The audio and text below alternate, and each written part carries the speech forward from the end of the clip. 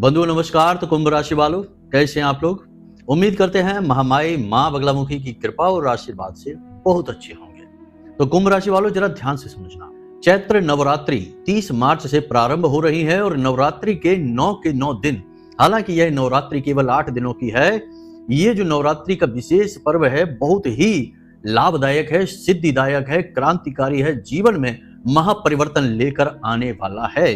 क्योंकि यह जो नवरात्रि का पर्व आया है, यह बेहद ही शुभ घड़ियों को साथ लेकर आया है। हाँ, एक बात निश्चित है कि इस नवरात्रि में कुछ लोग पूरी तरह से बर्बाद होने वाले हैं, मिट्टी में मिलने वाले हैं, क्योंकि वे शनि और राहु के बनने वाले पिशाच योग का शिकार हो जाएंगे और उनकी बर्बादी तय है। लेकिन कुछ लोग इस नवरात्रि के 9 दिनों के विशेष महापर्व में अपनी जिंदगी में एक शानदार क्रांतिकारी उन्नति करने वाले हैं। हाँ, उन्हें कुछ जरूरी सावधानियां रखनी होंगी और 5 ऐसे जरूरी उपाय, क्रियाएं, कार्य जो उन्हें करने ही होंगे। जो भी इन 5 कार्यों को कर लेगा उसका उद्धार निश्चित है। उसके जीवन में अष्टलक्ष्मी का वास होगा। स्वयं नारायण श्री हरि विष्णु माता लक्ष्मी के साथ उसके घर में प्रवेश करेंगे और मां चामुंडा देवी उसके शत्रुओं का नाश करके, उसकी तकलीफों, दुखों का नाश करके उसके जीवन में खुशियां ही खुशियां भर देंगे। एक बात और कि जो भी व्यक्ति इस नवरात्रि के पवित्र दिनों में अपनी जेब में यह एक चीज रखेगा, यह एक चीज इतनी शक्तिशाली है कि यह हर प्रकार के राजयोग का कारक है। तमाम सात्विक शक्तियों के साथ साथ नारायण श्री हरि विष्णु और माता लक्ष्मी का साक्षात प्रतीक है और नवग्रह की संपूर्ण शक्तियों को लेकर आई है। यह एक चीज बहुत ही शक्तिशाली है और सकारात्मक ऊर्जा का विस्फोट लेकर आएगी आपके जीवन में। इसे यदि आप पूरे 9 के 9 दिन अपने जीवन में शामिल कर लेते हैं, अपनी जेब में रखकर घर से बाहर निकलते हैं, तो आपके अंदर 3 विशेष गुण उत्पन्न हो जाएंगे। पहला यह कि आपकी बात काटने वाला कोई इस संसार में नहीं होगा। हर जगह आपकी विजय होगी। आपकी वाणी में, आपकी नेत्रों में गजब की आकर्षण शक्ति उत्पन्न हो जाएगी और आप धन संपत्ति को, अपनी कामयाबी को एक चुंबक की तरह अपनी ओर खींचेंगे, आकर्षित करेंगे। महाशक्तिशाली यह एक चीज है, तो इसके विषय में जानना आज आपको बेहद आवश्यक है। क्योंकि अब समय ऐसा चल रहा है 18 मई तक का कि आप यदि सावधान नहीं रहेंगे, सतर्क नहीं रहेंगे और कुछ जरूरी उपाय और क्रियाएं अपने जीवन में शामिल नहीं करेंगे, तो आपको मिट्टी में मिलने से कोई रोक नहीं सकता है। याद रखना कि आपकी कुंडली में एक ऐसा योग बन गया है जो बुरी तरीके से बर्बाद करने का दम रखता है, जातक को मृत्यु तुल्य कष्ट देने की भी क्षमता रखता है। इसीलिए इसका नाम पिशाच योग है। इस योग का नाम सुनते ही लोगों की अंदर से आत्मा ही कांप जाती है कि ना जाने क्या क्या होगा। लेकिन एक तरफ तो यह योग बर्बादी देगा, दूसरी तरफ यह योग कुछ लोगों को राजा भी बना देगा। कौन होंगे वो लोग, कौन से वो गुण होंगे उन लोगों के अंदर, और वे गुण हर इंसान अपने अंदर उत्पन्न कर सकता है, यह भी हम आपको बता दें। तो उन गुणों को जान लेना, इन 5 क्रियाओं और कार्यों को जान लेना और पूरे 9 दिन इन क्रियाओं को करना और इस एक चीज को भी जान लेना, इसे अपने जीवन में शामिल कर लेना। उसके बाद नवरात्रि के बाद आपसे बात करेंगे। आप खुद ही हमसे कहेंगे फोन लगाकर या मैसेज करके कि गुरुजी आपका धन्यवाद। माता रानी को आभार अवश्य व्यक्त करेंगे और आपका भाग्य निश्चित तौर पर आपके साथ है, यह हम आपको बता दें। तभी आप आज इस कार्यक्रम पर आए हैं और इस महान ज्ञान को प्राप्त कर पा रहे हैं। आपके पुण्य प्रताप हैं, देवी देवताओं का आशीर्वाद है, पूर्वजों की कृपा है जो आप आज इस महान कार्यक्रम को देख पा रहे हैं। वरना जो दुर्भाग्य के शिकार होते हैं उनके पास अच्छी चीजें कभी नहीं जाती हैं, उसके आसपास तो विनाश का वातावरण तैयार हो जाता है। आपकी सदगति आने वाली है, आपके जीवन में बरकत आने वाली है, तभी आप यहाँ आज आए हैं। तो बंधु, आज का यह कार्यक्रम बेहद ज्ञानवर्धक है और आज के इस कार्यक्रम में हम आपको एक विशेष बात और बताएंगे कि आपकी कुंडली का जो 6वां भाव है, यह शत्रु का भाव कहा जाता है, हानि का भाव, कर्जे का भाव, कोर्ट कचहरी का, विवाद का, झगड़े का, यानी कि अपार कष्ट का भाव कहा जाता है। लेकिन इसी भाव में जुड़ा है आपके जीवन के राजयोग का बहुत बड़ा रहस्य। जी हाँ बंधु, जब इस भाव में राहु और आपकी कुंडली के 10वें भाव में बृहस्पति बैठे हों, यानी कर्म के भाव में बृहस्पति बैठ जाए, रिपु भाव में राहु बैठ जाए, तो बनता है अष्टलक्ष्मी राजयोग। लेकिन इसका मतलब यह नहीं कि आपकी कुंडली में यदि ये ग्रहों की व्यवस्था नहीं है तो आप यह राजयोग नहीं हासिल कर सकते हैं। उसकी भी उपाय है, विधि है, क्रिया है। आज हम आपको वह भी बताने जा रहे हैं। बस इस कार्यक्रम को अंत तक देखना। ऐसा अद्भुत ज्ञान, ऐसी अद्भुत जानकारी जो 100% फलित होती है, और हमारे अनुभवों पर आधारित है। हजारों लोगों के जीवन में इस जानकारी ने क्रांतिकारी बदलाव लेकर आई है। वह जानकारी आज आपको मिलने जा रही है। और एक खास बात बता दें कि लोग इन जानकारियों को बताने के चक्कर में मोटी मोटी रकम की मांग करते हैं, व्यापार बिजनेस चलाते हैं, लेकिन हम महामाई की कृपा और उनके आशीर्वाद से यह आपको मुफ्त ही देने जा रहे हैं, क्योंकि हमको इन सब की जरूरत नहीं है। महामाई हमारे बारे में बहुत कुछ सोचती है और जो हमें चाहिए वह हमें खुद ही उपलब्ध करा देती है। तो हमें ज्ञान के विषय में किसी को कुछ भी बताने में कोई संकोच नहीं है। तो बंधु, आज जो ज्ञान आपको मिल रहा है यह सर्वश्रेष्ठ है, क्रांतिकारी है, जीवन को बदलने वाला है। बस इसे आपको अंत तक देखना है। एक और खास बात की जो बातें आपको हम बता रहे हैं इन्हें नोट करते जाना, कॉपी पेन लेकर बैठना, और जो बातें जरूरी हैं जो आप भूल सकते हैं उन बातों को आप नोट करते जाना और उन्हें अपने जीवन में जरूर उतारना। कोई भी ज्ञान जीवन में ना उतारा गया तो वह व्यर्थ है। पुस्तकस्था तुया विद्या पर हस्तगतम धनम कार्यकाले समुत्पन्ने नसा विद्या नता धनम। तो पुस्तक में पड़ी विद्या और दूसरे के हाथ में गया हुआ धन कभी समय पर कार्य नहीं आता है। इसलिए ज्ञान जो जीवन में उपयोग में नहीं लिया तो वह ज्ञान कभी किसी काम आएगा ही नहीं, बेकार ही है। तो इसलिए उसे जीवन में जरूर उतारना। बस यही हमारा आपसे निवेदन है। चलिए कार्यक्रम में आगे बढ़ते हैं, महामाई को याद करते हैं और उनसे निवेदन करते हैं कि जीवन में कृपा लेकर आए, क्योंकि उन्हीं के आदेश पर ही तो जीवन में सब कुछ फलित होगा।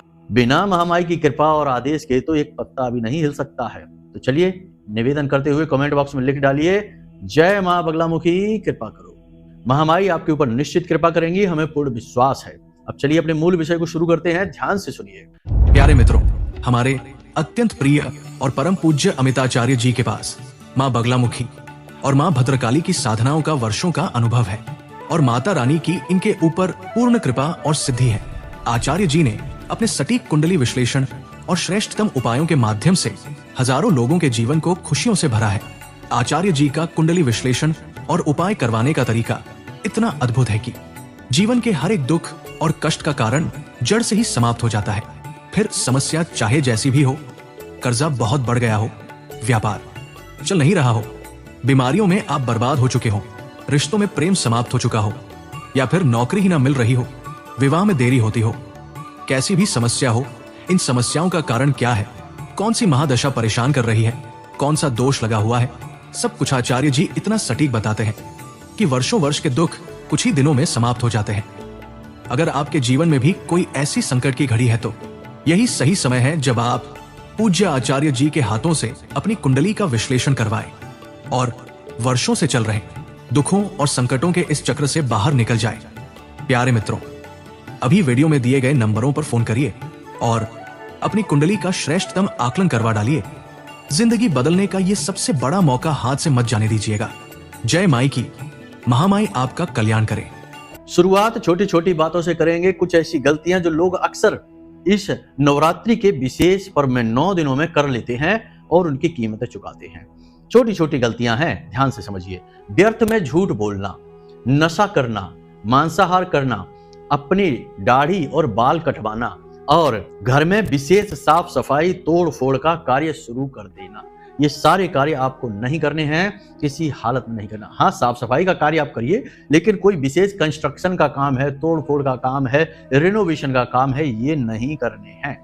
किसी महिला का अपमान आपको नहीं करना है। अपना खान पान जितना हो सके उतना साधारण रखिए। मांसाहार तो दूर की बात है, तेज मसालेदार भोजन भी नहीं ग्रहण करना है। अगर हो सके तो पूरे 9 के 9 दिन अपने पूजा घर में अखंड ज्योति अवश्य जलाएं, क्योंकि अखंड ज्योति जो है वह स्वयं महामाई का प्रतीक होती है, महाविद्या का प्रतीक होती है, ऊर्जा का शुद्धतम स्वरूप होती है। और एक बात आपको हम बता दें कि आपको यम और नचिकेता का वह संवाद अवश्य याद होगा, कहीं ना कहीं आपने सुना अवश्य होगा। तो इसमें जब यम नचिकेता के प्रश्नों से प्रसन्न हो जाते हैं और उनकी निष्ठा से प्रसन्न हो जाते हैं कि एक छोटा सा बालक कैसे बड़े बड़े प्रश्न पूछ रहा है, कितना जिज्ञासु है, तो यम उसे आशीर्वाद देते हैं नचिकेता को और कहते हैं कि जब भी कहीं कोई धार्मिक कार्य के लिए पवित्र अग्नि जलाई जाएगी, पवित्र वस्तुओं के साथ, पवित्र भावना के साथ, तो उसे नचिकेता अग्नि कहा जाएगा। वही नचिकेता अग्नि दीपक में प्रज्वलित होती है जब अखंड ज्योति का दीपक जलता है। और एक बात याद रखना कि जिस घर में अखंड ज्योति जलती है, हाँ, उस घर में अगर आचरण भी अच्छे हो रहे हैं तो वहां स्वयं माता लक्ष्मी विराजमान हो जाती हैं और उस घर के जातकों का कभी अहित नहीं हो सकता। 3 बातें वहां कभी नहीं होती हैं। अकाल मृत्यु कभी नहीं होती है, महाबीमारियां यानी बीमारियों का प्रचंड प्रकोप वहां कभी नहीं होता, कर्जा वहां कभी नहीं होता है। तो हो सके तो मेहनत करिए, 9 ही दिन तो हैं। एक अखंड ज्योति अवश्य जला लीजिए, उसकी रखवाली करिए। अब अखंड ज्योति के समय कुछ चीजों का ध्यान रखना है कि जो भी व्यक्ति अखंड ज्योति जलाएगा उसे जनेऊ धारण अवश्य करना ही होगा। बिना जनेऊ धारण किए तो कोई भी पवित्र कार्य किया ही नहीं जा सकता है। दूसरा कि अखंड ज्योति जिसने प्रज्वलित की है वह इस अखंड ज्योति का देखभाल भी करे। अखंड ज्योति को खाली छोड़कर घर से बाहर न चला जाए। मतलब कहने का काम धंधे व्यापार पर आप जाइए, लेकिन 2-4 दिनों के लिए घर से बाहर न जाइए। घर को सूना मत छोड़िए। सभी लोग घर से बाहर चले गए, घर में ताला लगा के, ऐसा नहीं करना है। घर को सूना नहीं छोड़ना है और ब्रह्मचर्य के नियमों का पालन करना है, सात्विकता के नियमों का पालन करना है। ये छोटी छोटी बातें हैं, इनका ध्यान रखना है। झूठ व्यभिचार नहीं करना है, हो सके तो जमीन पर शयन करना है, पूर्ण ब्रह्मचर्य का पालन करना है। शक्ति के जागरण के दिन होते हैं, ऊर्जा ऊर्ध्वगामी हो जाती है इन दिनों में। जो व्यक्ति इन दिनों का सदुपयोग कर लेता है उसकी न केवल भौतिक जीवन में तरक्की होती है, आध्यात्मिक स्तर और आत्मिक स्तर पर भी उसकी उन्नति हो जाती है। वह ईश्वर से अपने तार जोड़ पाने में कामयाब रहता है। बंधु, ये बहुत ही गूढ़ ज्ञान है, लोग समझते नहीं हैं, हर बात को हल्के में ले लेते हैं। धर्म की बदनामी करना, भगवान का उपहास करना और धार्मिक ग्रंथों को व्यर्थ के किताबें और प्रपंच बता देना आज के समय में फैशन बन चुका है और लोग खुलेआम धड़ल्ले से ये काम करते हैं और अपनी दुर्गति खुद बुला बैठते हैं। उस परम सत्ता ईश्वर को न मानना सबसे बड़ा पाप है। इस पाप की सजा तो भोगनी ही होगी। भूल कर भी ऐसा ना करें, अपने धर्म ग्रंथों का अपमान न करें, भगवान का, माता पिता का, गुरुजनों का और बड़े बुजुर्गों का अपमान और महिलाओं का अपमान नवरात्रि के दिनों में भूल कर भी नहीं करना है। जी हाँ बंधुओं, इन बातों का आपको ख्याल रखना है। अब बताते हैं आपको 5 कार्य जो आपको इस नवरात्रि के दिनों में अवश्य कर लेने चाहिए हर हालत में। सबसे पहला कार्य कि दिव्य स्नान। प्रतिदिन 9 के 9 दिन आपको दिव्य स्नान करना है और यह दिव्य स्नान को तांत्रिक स्नान भी कहा जाता है। और इस स्नान का इतना अधिक महत्व है कि जो भी व्यक्ति इस स्नान को करता है उसके सारे पाप कट जाते हैं, साथ ही साथ उसके जीवन में माता लक्ष्मी नारायण हरि विष्णु के साथ प्रवेश कर जाती हैं, यानी कि महामाई का वास उसके जीवन में, घर में हो जाता है। क्या करना है? सबसे पहली चीज तो ये कि आपको एक पात्र चाहिए इस दिव्य स्नान के लिए, जल तैयार करना है उसके लिए। हम पहले भी किसी कार्यक्रम में इसके विषय में बता चुके हैं। एक यहाँ पर और बात आपको हम बता दें कि दिव्य स्नान की बात करने से पहले एक छोटी सी बात समझ लीजिए कि नवरात्रि के दिनों में घट स्थापना जरूर कर लीजिए। कलश माता रानी के नाम से स्थापित अवश्य कर लीजिए। शुद्ध जल भर के उसके ऊपर ढककर रखना, उस पर अन्न रख देना और उसके ऊपर एक नारियल स्थापित अवश्य कर लेना। ठीक है। नारियल स्थापित करने का सर्वोत्तम तरीका क्या है कि नारियल जो आप स्थापित करेंगे तो उसका जो मुख होगा वो आपकी ओर होना चाहिए, ना तो ऊपर की ओर, ना देवता की ओर, ना ही इधर और उधर। आपकी ओर यदि उसका मुख होगा तो यह धन लक्ष्मी का कारक होता है, दैवीय कृपा आपके जीवन में आएगी। तो नारियल स्थापित इस कलश पर अवश्य कर लीजिए। इसे घट स्थापना कहते हैं। इससे माता का प्रतीक माना जाता है, देवी स्थापित हो जाती हैं। पहली चीज तो ये। दूसरी चीज कि एक कलश, एक पात्र अपने पूजा घर में रखिए। पात्र तांबे का होगा या पीतल का होगा, स्टील का, लोहे का नहीं होना चाहिए। मिट्टी का हो तो चलेगा। उस पात्र में आपको शुद्ध जल भरना है, थोड़ा सा गंगा जल डालना है और एक इलायची कूट कर डाल देना है, लौंग का एक जोड़ा कूट कर और दालचीनी कूट कर आपको उसमें थोड़ी थोड़ी एक एक चुटकी डाल देनी है। थोड़ी सी हल्दी उसमें डाल देनी है, एक सिक्का चांदी का डाल देना है और तुलसी मैया की जड़ से थोड़ी सी मिट्टी लेकर आनी है, बिल्कुल जरा सी, और उसे भी उस जल में मिला देनी है। रात भर के लिए यह जल आप अपने पूजा घर में रखिए, ढककर रखना है। इसके बाद इस जल को आप अगले दिन अपने नहाने वाले पानी में, जल में मिला लीजिए। घर के सभी लोगों के जल में इसे मिला दीजिए और इस जल में जो सामग्री है उसे, जो निकले सामग्री बची हुई, उसे उठाकर तुलसी की जड़ में डाल देना और जो सिक्का निकला है उसे आप फिर से प्रयोग कर सकते हैं। अगले दिन फिर से उस जल को भरकर अपने पूजा घर में रख देते हैं और लगातार इस क्रिया को दोहराते रहना है। यानी कि यह तांत्रिक स्नान, पवित्र स्नान आपको पूरे 9 के 9 दिन करना है। इससे आपके जीवन में किसी भी प्रकार की नकारात्मक ऊर्जा होगी, तंत्र टोना टोटका होगा, कोई भी क्रिया होगी, कोई भी ऊर्जा होगी, भूत प्रेत पिशाच कुछ भी होगा, सब समाप्त हो जाएगा।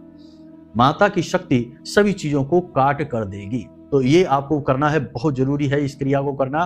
दूसरा कार्य बंधु आपको ये करना है कि प्रतिदिन मंदिर जाना है और मंदिर के दान पात्र में एक छोटी सी रकम, 5 रुपए, 10 रुपए, जितनी भी आपकी सामर्थ्य है, क्षमता है, 1 रुपए 2 रुपए भी बने तो कोई समस्या नहीं है। बस दान पात्र में नियमित एक निश्चित रकम अवश्य डालते रहिए। इससे ये होगा कि आपके पुण्य का घड़ा भर जाएगा, आप जो जो रकम डालेंगे उसका प्रयोग मंदिर के किसी अनुष्ठान में, पूजा पाठ में, यज्ञ आदि कर्म में या भंडारे में प्रयोग हो जाएगा, तो आप बिना मेहनत के ही पुण्य फल के पात्र बन जाएंगे, ईश्वरीय कृपा के पात्र बन जाएंगे और इसके लिए आपको महामाई की कृपा भी प्राप्त होगी। यह बहुत जरूरी कार्य है, इसे आप जरूर कर लेना।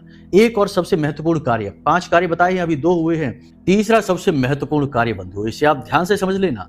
ये कार्य आपके कुंडली के छठे भाव को, यानी कि जो षष्ठ भाव है, उसके शुभ परिणामों को आपको देगा और गुरु की कृपा भी आपको करवाएगा। तो आपको क्या करना है, जरा ध्यान से समझना है।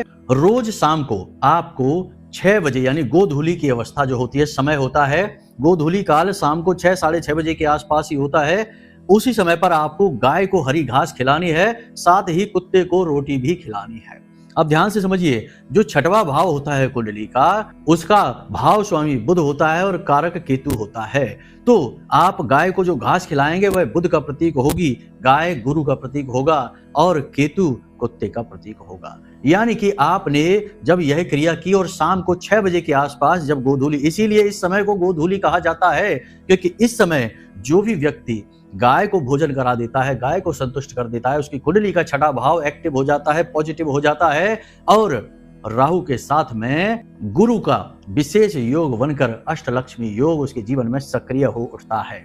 इसीलिए तो भगवान श्री कृष्ण ने पालन पोषण के लिए नंद बाबा के घर को ही चुना, क्योंकि उनके यहाँ तो प्रतिदिन गोधूली की अवस्था हुआ करती थी, गायें थी जिनकी सेवा स्वयं भगवान ने की और अपने जीवन को ईश्वरीय दिव्य कृपा से भर दिया स्वयं भगवान ने और अपने साथ रहने वाले सभी लोगों के जीवन में भी यही किया, क्योंकि भगवान उस समय भगवान नहीं थे, भगवान उस समय मानव रूप में थे और मानव रूप में रहते हुए उन्होंने अपने लीलाओं के माध्यम से संकेत दिए हैं। तो यह विशेष संकेत है कि आपको अपने जीवन में शाम के समय गाय की सेवा अवश्य करनी चाहिए। इससे आपकी कुंडली का छठा भाव एक्टिव होता है। देखो, यह ज्योतिष और अध्यात्म का मेल है, दोनों जगह के तार जोड़ने की कोशिश है। कहीं ना कहीं से तो हमें उदाहरण उठाने ही पड़ेंगे। हमारे शास्त्र, हमारा ज्योतिष, हमारा आध्यात्म हमें हर जगह कहीं ना कहीं से संकेत देता ही है। बुद्धिमान इंसान संकेतों को पकड़ लेता है तो जीवन में उद्धार हो जाता है। अभी कल ही हमारी एक महिला से, एक व्यक्ति से बात हो रही थी। वे कह रही थी कि गुरुजी, आपने एक धन लक्ष्मी का उपाय हमें बताया, तो हमारा पैसा बहुत सारा कहीं अटका हुआ था, मिल नहीं पा रहा था। हमने केवल 7 दिनों तक वह उपाय किया और हमारा वह पैसा हमें वापस मिल गया। और उन्हें इस बात की इतनी खुशी हुई कि उन्होंने लाइव हमसे निवेदन किया फोन पर बात करने की, तो हमने उनसे बात भी की, उनके निवेदन को हमने टाला नहीं। तो उन्हें इस उपाय के फलित होने की इतनी खुशी थी कि उन्हें विश्वास हो गया कि उपाय कार्य करते हैं और दैवीय कृपा संसार में होती है। क्योंकि आज के इस भौतिक युग में, बनावटी युग में, लोग ये नकली चीजों को तो मानते हैं, भौतिकवादी चीजों को तो मानते हैं, लेकिन ईश्वर को नहीं मानते। ईश्वर को नकार देने में लोगों को बहुत अच्छा लगता है। उन्हें लगता है कि उन्हें फैशन के अनुसार चलने को मिल रहा है, आनंद आ रहा है, लेकिन यह गलत है। तो ये चीजें किस तरह कार्य करती हैं, इन्हें समझना बहुत जरूरी है, लेकिन समझने के लिए इशारों को समझना बहुत जरूरी है। इसीलिए कहावत कही जाती है कि समझदार को इशारा काफी होता है, क्योंकि वह इशारा भगवान का होता है। दैवीय शक्तियां इशारों में बात करती हैं, प्रत्यक्ष नहीं आती हैं। यहां तक सारी बातें आपने समझ ली। कुंडली के छठे भाव को आप सक्रिय कर पाएंगे। प्रतिदिन शाम को 6 बजे गाय को और कुत्ते को, गाय को हरी घास, कुत्ते को रोटी खिलाइए। देखते हैं कि आपके जीवन में धन लक्ष्मी कैसे नहीं आती, पैसा कैसे नहीं आता है। ये जो 9 दिन है शक्ति के जागरण के दिन है और इन दिनों पर यह क्रिया आपने कर ली, आपके वारे न्यारे हो जाएंगे। नवरात्रि के बाद आपसे बात करेंगे, आप खुद हमें फोन करके कहेंगे कि गुरुजी आनंद आ गया। ऐसा ही बहुत सारे लोग कहते हैं जो भाव के साथ उपायों को कर डालते हैं। बाकी जो कुबुद्धि हैं, अधर्मी हैं, विधर्मी हैं, उनके लिए तो भगवान ही मालिक है। चलिए बात करते हैं अगले कार्य की। जब भी रोज सुबह सोकर जागें तो अपने पितृ पूर्वजों को और अपने कुल देवी देवता को अवश्य याद करिए। यह बहुत जरूरी कार्य हो सकता है कि आज आप यह कार्य ना करते हो, करते भी हो तो आपको इस कार्य को करने का सही तरीका नहीं पता है, या फिर आपको इस कार्य को करने का भाव नहीं है, बस यूं ही फॉर्मेलिटी के लिए कर लेते हैं, किसी से सुन लिया। आज आपको तरीका बता देते हैं। पूरे 9 दिन नहीं, जीवन भर इस क्रिया को करना, ठीक है। रोज सुबह सोकर जागे तो कराग्रे मंत्र अपने बिस्तर पर बैठे बैठे ही, लेट कर नहीं, बैठ के करना है। बैठे बैठे ही कराग्रे वसते लक्ष्मी कर मध्य सरस्वती कर मूले च गोविंदा प्रभाते कर दर्शनम, इस मंत्र का जाप कर लेना। उसके बाद 3 देवी देवताओं का आभार व्यक्त करना है। स्थान देवताभ्यो नमः, ओम स्थान देवताभ्यो नमः। ओम लगाना है, क्योंकि ओम जो होता है वह बहुत जरूरी है, महामंत्र होता है। हर मंत्र की शुरुआत इसी से होती है। तो ओम पितृ देवताभ्यो नमः, ओम स्थान देवताभ्यो नमः, ओम कुल देवताभ्यो नमः। इस प्रकार 3-3 बार ये चीजें आपको कहनी है। आपका दिन बन जाएगा, आपका जीवन बन जाएगा। स्थान देवता, पितृ देवता, कुल देवता की आपको कृपा और आशीर्वाद प्राप्त हो जाएगी। इन कार्यों को आप करिए। इसी के साथ साथ मंदिर के बाहर बैठे हुए भिखारी को, खास तौर से वह भिखारी जो अपाहिज है, बुजुर्ग है, महिला है, इन भिखारियों को कुछ ना कुछ दान अवश्य करना, चाहे अन्न दान करना, चाहे धन दान करना, दान अवश्य कर लेना, क्योंकि जो शुभ दिन होते हैं उन दिनों पर किया गया दान का हजारों गुना फल प्राप्त होता है। जी हाँ बंधुओं, तो बस इन चीजों को आप ध्यान रखिए। अब बात करते हैं उस एक चीज की। यहाँ तक हमने आपको सारी जानकारी नवरात्रि के हिसाब से दे दी है। नवरात्रि में आपने इन ज्ञान को अगर प्रयोग कर लिया, आपका उद्धार निश्चित है। अब ध्यान से सुनिए, कॉपी पेन लेकर बैठिए कि क्या चीज है जो आपको चाहिए अपनी जेब में हर वक्त रखने के लिए। कांच की एक शीशी लेना है जिसमें कांच का ही ढक्कन लगा हो। बाजार में जाकर ढूंढना, मिल जाएगी। कांच जो है चंद्रमा का प्रतीक होता है। कांच की शीशी आपको लेनी है, उसके अंदर थोड़ा सा इत्र डाल देना। इत्र वो नहीं जो बाजार में जो स्प्रे वाला मिलता है, उसमें अल्कोहल होता है, मादक पदार्थ है, उससे आपको दूर रहना है। उसे तो कभी प्रयोग ही नहीं करना, यह तो शास्त्र विरुद्ध है। तो आपको इत्र बाजार से लेकर आना है जो पूजा पाठ में प्रयोग होता है। आजकल बहुत अच्छी अच्छी खुशबुओं की आ रही हैं, तो लेकर आइए। उस इत्र की 2 बूंदें उस शीशी में डाल दीजिए। इत्र यानी शुक्र। उसके बाद 1 इलायची उसमें डाल दीजिए, यानी कि बुध। बुध है नारायण, शुक्र है लक्ष्मी, चंद्रमा साथ में आ गया। थोड़ी सी हल्दी डाल दीजिए, आपका काम हो गया। हल्दी डाल दी यानी कि देवगुरु बृहस्पति। यहां से आपका बन गया अष्टलक्ष्मी योग, यानी कि सारे के सारे आपने माता लक्ष्मी और भगवान नारायण श्री हरि विष्णु से जुड़ी हुई चीजों का एक साथ प्रयोग कर लिया। ग्रहों के आधार पर देखें या फिर आध्यात्म के धर्म के आधार पर देखें, दोनों का योग सबसे ज्यादा शुभ होता है। इसे योग को बनाने के लिए बंधन की आवश्यकता है। तो बंधन के लिए जो कलावा होता है, हम अपनी कलाई पर बांधते हैं, उस कलावा को लें और 7 बार उस शीशी के आसपास, उस जो आप डिब्बी लेंगे, शीशी लेंगे, उसके आसपास लपेट दें। कांच का ढक्कन होगा, उसे ढक्कन को लगा लें और उस शीशी को उठाकर अपने पूजा घर में रख दें, भगवान श्री हरि विष्णु और माता लक्ष्मी के चरणों में। याद रखना कि आपके पूजा घर में माता लक्ष्मी की, अकेले माता लक्ष्मी की तस्वीर नहीं होनी चाहिए जिसमें कि माता लक्ष्मी हैं, गणेश जी हैं, सरस्वती जी हैं। ये तस्वीर की आवश्यकता नहीं है। बहुत से लोगों के यहाँ तो हम देखते हैं कि माता लक्ष्मी खड़ी अवस्था में है। ये जो तस्वीर किसी के घर में होगी, उसके घर में लक्ष्मी कभी टिकेगी ही नहीं। दूसरा कि ये तस्वीर यदि आपके घर में है तो माता लक्ष्मी अकेली आई हैं, और जब माता लक्ष्मी अकेली आएंगी तो उनका वाहन उल्लू होता है। तो एक तरफ से आएंगी, दूसरी तरफ से चली जाएंगी। तो बहुत से लोग ये कहते हैं कि गुरुजी हमारे पास पैसा आता बहुत है। ऐसा नहीं कि पैसा आता नहीं, आता तो बहुत है, लेकिन रुकता नहीं है। हम पैसा बचा ही नहीं पाते। बैंक अकाउंट खाली है, जेब खाली है, पैसा आ रहा है, जा रहा है, समझ ही नहीं आ रहा कि कैसे पैसे को बचाएं। तो ये अवस्था वही है कि उनके घर में जाकर देखा, बहुत सारे लोगों के यहाँ जाकर देखा तो पता चला कि लक्ष्मी जी खड़ी अवस्था में है। अब कोई व्यक्ति आपके घर में आए, आप उसे बैठने को आसन ही ना दे, खड़ा रहेगा तो कितनी देर रुकेगा? 2-4 मिनट में ही वापस चला जाएगा। तो यही है। इसी तरीके से तो हम अपनी दिव्य शक्तियों को साधते हैं। जब हमें साधन ही नहीं पता कि हम कैसे साधेंगे, तो दिव्य शक्तियां हमसे कैसे प्रसन्न होंगी, कैसे रुकेंगी, ठहरेंगी कैसे? आखिरकार हमें दीपक जलाना है, लौ चाहिए हमको, तो हमें दीपक रखना पड़ता है। लौ भी हवा में प्रकट नहीं हो जाएगी। इसी प्रकार दिव्य शक्तियों को भी हमें साधना पड़ता है, आसन देना पड़ता है। तो माता लक्ष्मी की भगवान श्री हरि विष्णु के साथ श्रेष्ठतम तस्वीर होती है, जिसमें कि माता लक्ष्मी नारायण के साथ आई हैं। तो अब कहाँ जाएंगे? नारायण के साथ ही तो उनका वास है। तो आपके पूजा घर में चाहे कोई तस्वीर हो या ना हो, लेकिन एक यह तस्वीर अवश्य होनी चाहिए जिसमें भगवान श्री हरि विष्णु के साथ माता लक्ष्मी है। बस उसी तस्वीर के नीचे आपको इस शीशी को रख देना है। अब जब आप घर से बाहर निकलें तो इस शीशी को उठाकर अपनी जेब में रख लें, अपने पर्स में रख लें। पैंट की जेब में ना रखें, शर्ट की जेब में रखें या अपनी पर्स में रखें। चमड़े का पर्स है तो उसमें ना रखें, ठीक है। और पर्स में रखने के बाद में इस बात का ख्याल रखें कि वह टूटे ना, दबे ना, वरना यह खंडित हो गई तो बहुत अपशगुन हो जाएगा। तो क्योंकि यह कांच की है तो प्लास्टिक की नहीं होनी चाहिए, इस बात का ख्याल रखना। और स्टील और लोहे की धातु का इस शीशी से संपर्क होना ही नहीं चाहिए। तो ये शीशी आपको जब घर से बाहर निकले तो अपनी जेब में रखकर निकलना है। लौट के जब आप आए स्नान आदि करने के बाद इस शीशी को फिर से पूजा घर में रख दें। रात भर के लिए यह भगवान का आशीर्वाद प्राप्त करेगी, दैवीय कृपा इसमें समाहित होंगी। और कल जब आप, यानी अगले दिन जब आप घर से बाहर निकले तो इसे जेब में रखकर निकलें। केवल नवरात्रि ही नहीं, नवरात्रि के बाद भी इस क्रिया को आप लगातार करते रह सकते हैं। इस शीशी को आप 21 दिन तक रख सकते हैं। किसी भी धार्मिक पवित्र चीज की शुद्धता 21 दिनों तक रहती है। 21 दिनों के बाद वह चीज शुद्धता को खोने लगती है, तो उसे फिर से शुद्ध करना पड़ता है या उसकी जगह दूसरी चीज को स्थापित करना पड़ता है। इसीलिए इस शीशी को आप 21 दिन तक प्रयोग कर सकते हैं। उसके बाद आप फिर से इस शीशी को जल विसर्जित कर दें और दूसरी शीशी अपने लिए तैयार कर लें। ये जो शीशी आपके पास रहेगी, कांच की ये डिब्बी आपके पास रहेगी, आपके पास अटूट धन संपत्ति आएगी, लक्ष्मी माता का विशेष आशीर्वाद आएगा और माता लक्ष्मी स्वयं नारायण के साथ आपके जीवन में प्रवेश कर जाएंगी। फिर चाहे कैसा ही कर्जा हो, कैसी ही कंगाली हो, कैसी ही तकलीफें हो, सब समाप्त हो जाएंगी। आप ये बात लिख कर रख लीजिए। तो चलिए बंधु, इन बातों को प्रयोग करिए जीवन में, और इन बातों को जीवन में प्रयोग भाव के साथ करिए। यूं ही नहीं, फॉर्मेलिटी के लिए नहीं, भाव से करिए, विश्वास के साथ करिए, क्योंकि जहां विश्वास है वहीं धर्म है, और जहां विश्वास ही नहीं है वहां तो अधर्म है, वहां तो पाप है। तो बस इन बातों का ध्यान रखिए।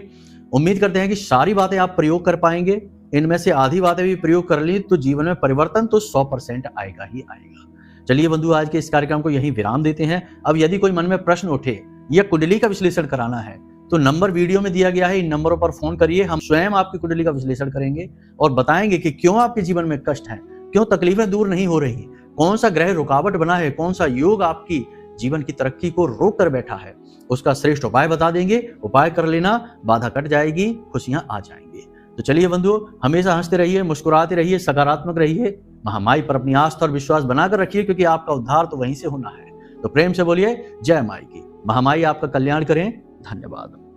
हमारे प्रिय और परम पूज्य आचार्य जी ने अपनी साधनाओं के अनुभवों पर आधारित शक्तिशाली उपाय और क्रियाओं के माध्यम से हजारों लोगों के जीवन को पूरी तरह से बदला है।